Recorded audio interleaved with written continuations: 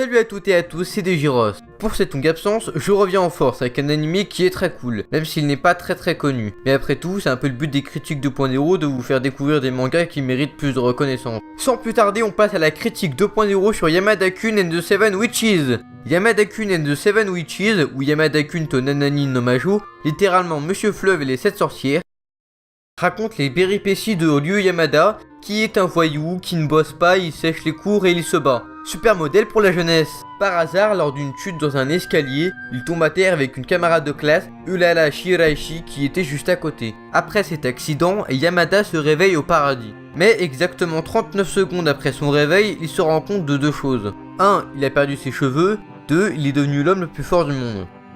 Ah mince, je me suis trompé de manga. Donc je disais, il se rend compte de deux choses. 1. Il n'est pas au paradis. 2. Il s'est retrouvé dans le corps de la jeune fille qu'il a percuté dans les escaliers. Voulant retrouver son corps d'origine, il rechuta avec Shiraishi en effectuant la même méthode qu'avant donc. Ils échouent à chaque fois, mais elle lui dit que pendant la chute, ils se sont embrassés. Bon, certes, ça tient pas debout, mais qu'est-ce que ça serait ennuyant si on suivait les quotidiens banals.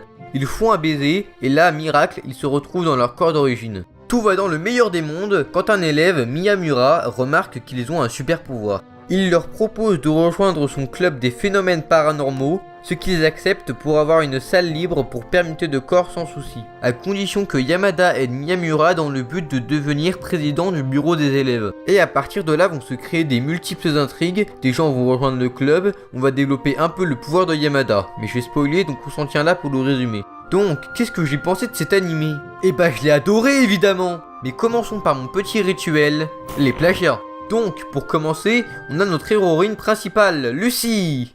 Non je déconne, je parle de Shiraishi. La ressemblance est troublante. Alors on a un personnage qui s'appelle Léona qui a des airs de moqueur en mode vampire. Entre vampire et sorcière, je vais choisir les sorcières. Hein. Parce que bon, entre pouvoir changer de corps et devoir boire du sang pour vivre, le choix est vite fait. Continuons les copier-coller avec Néné Odagiri. Oui, Néné, qui me rappelle étrangement Hotaru de Dagashikashi. Bon, la suite, les fans de Mirai Nikki vont être servis. Et en plus, il y a une petite tension homo entre lui et Yamada, c'est pour dire. Et comme si ça suffisait pas, quand ce personnage-là apparaît, on a un dialogue qui fait totalement penser à Mirai Nikki. Finissons par le protagoniste, Yamada. Plus je le regarde et plus je me dis que c'est Shinichiro qui s'est teint les cheveux en bleu. Voilà, j'ai pas de blague. Si ce n'est que lui aussi a des pouvoirs magiques en embrassant l'héroïne blonde.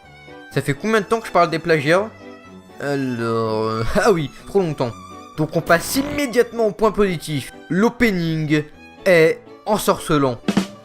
Alors même si on voit d'autres personnages importants dans ce générique, est-ce que c'est vraiment du spoil? Le but de l'anime, c'est vraiment de découvrir les autres sorcières? J'y reviendrai plus tard sur ce point.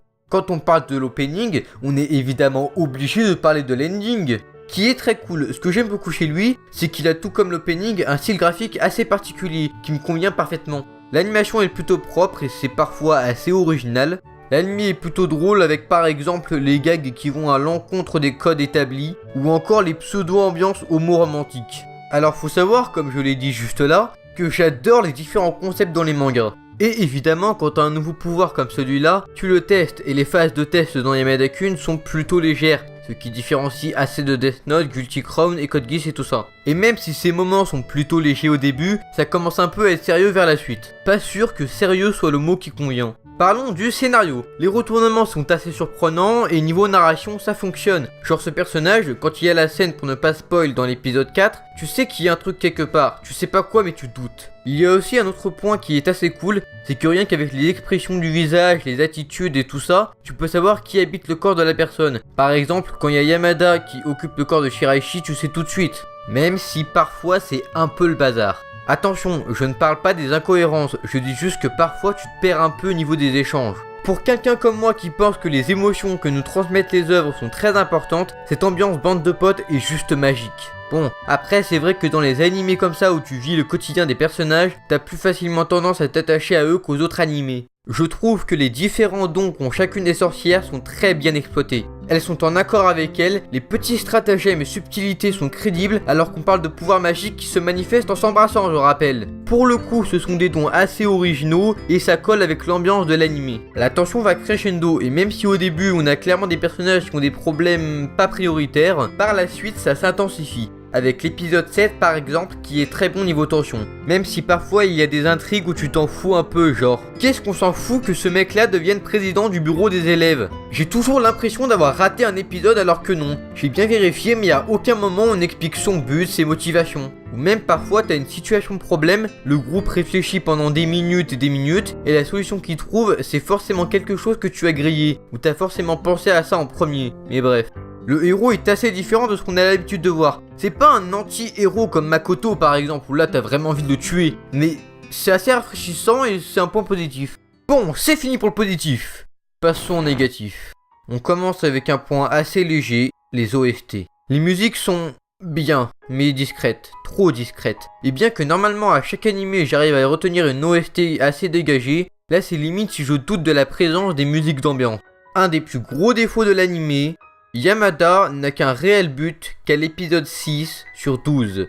Ça fait la moitié de l'animé quand même. Alors c'est déjà mieux que de ne pas avoir de but du tout, mais 6 épisodes là. Je dois avouer que même si la partie 1 est plutôt sympa, elle met trop de temps à amorcer la suite, et je sais que ça peut repousser des gens. La partie 2 est très bien, voire excellente, mais le problème c'est que là c'est une série, avec plusieurs épisodes donc. Et contrairement à un film, on peut lâcher à tout moment. Et là, 6 épisodes d'introduction, c'est trop, c'est clairement trop. Le début prend vraiment son temps, et même si c'est pas forcément désagréable à regarder, c'est pas que c'est vide, c'est juste qu'il a besoin de la suite de l'animé pour prendre son sens. Attention, je dis juste que la première partie est un peu longue, et que la raccourcir aurait été mieux. En fait, même si les intrigues sont bonnes, certaines sont assez mal fichues. Comme le méchant de la série, le héros qui fait une promesse, Odairi vers la fin, ou encore des photos d'Urara petite. Ou alors c'est moi qui vois des intrigues partout où il y en a pas.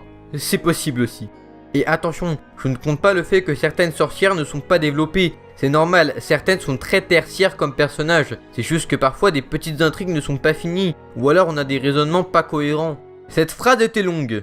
C'est la première fois que j'enchaîne autant de mots. Par exemple, pourquoi le fait que Shiraishi ne participe pas aux examens a une répercussion sur les chances que Miyamura soit président du BDE? Ou même plus simple, pourquoi est-ce qu'il veut être délégué tout simplement? Eh ben on sait pas pourquoi. Pourtant à la base c'est quand même le meilleur ami du héros, et c'est quand même l'intrigue secondaire la plus importante. Et toutes ces petites imprécisions et incohérences gâchent un peu ce petit bijou qu'est Yamada-kun and the Seven Witches. Alors je ne me plains pas vraiment des incohérences et tout ça, dans toutes les histoires il y en a, mais c'est surtout quand ça te bloque en tant que spectateur que ça pose problème. C'est surtout le fait que ces défauts-là te sortent un peu de l'animé. Tu vois la subtilité que j'essaie de te montrer, bah c'est un peu ça qui me repousse dans le visionnage.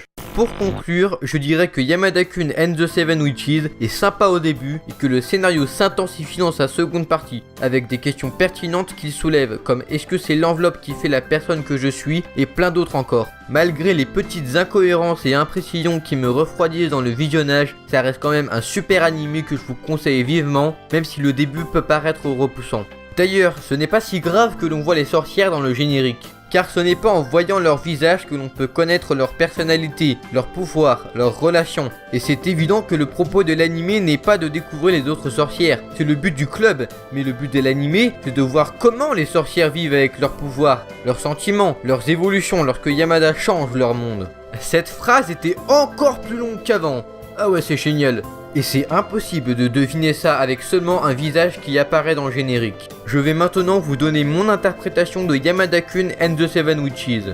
Donc on a 7 élèves qui ont chacun des problèmes sociaux. Mais on va surtout se concentrer sur Shiraishi et Yamada, puisque ce sont les deux protagonistes principaux de l'histoire. Donc, Shiraishi possède un pouvoir qui lui permet d'échanger son corps avec d'autres personnes. Alors évidemment, il y a le prévisible ne pas se fier aux apparences, mais j'aimerais pousser cette phrase un peu plus loin que ça. Notamment avec le fait que les sorcières sont cachées parmi les élèves. Mais au fur et à mesure que l'on avance, elles se rendent compte que les pouvoirs qu'elles ont eus leur ont apporté plus de mal que de bien. Et après avoir compris ceci, elles ont décidé de plus s'affirmer, car ce n'est pas avec ces dons-là que la vie sera meilleure. Et pour en revenir à ne pas se fier aux apparences, on peut même appliquer ça à l'animé en lui-même. Car au début on pense voir un petit slice of life, mais au fur et à mesure des révélations, le manga se transforme complètement et il n'a rien à voir à la fin. Alors, avant de terminer cette vidéo, j'aimerais m'adresser aux personnes qui veulent absolument une saison 2, pour vous expliquer à quel point ça n'aurait aucun sens. Bon, il suffirait juste de réfléchir 30 secondes, mais certaines personnes n'ont pas fait cet effort-là. Et en plus ça me fait gratter 30 secondes de vidéo. Donc alerte spoiler, passez à ce passage de la vidéo pour passer le spoil.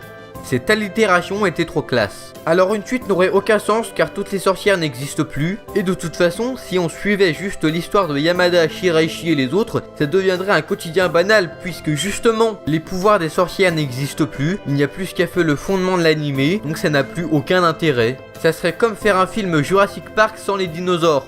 Ça n'aurait aucun sens. Et s'il y a une saison 2, ça sera une histoire en parallèle, c'est la seule possibilité, mais ça ne peut pas être la suite des héros qu'on a connus. Voilà, c'était la critique 2.0 sur Yamada-kun and the Seven Witches. C'est une vidéo que j'ai adoré faire. Si tu l'as aimé, tu peux mettre un pouce bleu, lâcher un commentaire, t'abonner. N'oublie pas de la partager, c'est comme ça que la chaîne grandira. Récemment, j'ai ouvert un compte Twitter, donc allez-y si vous voulez, c'est @degiros. Sur ce, je vous dis à la prochaine. Salut à toutes et à tous, c'était Degiros.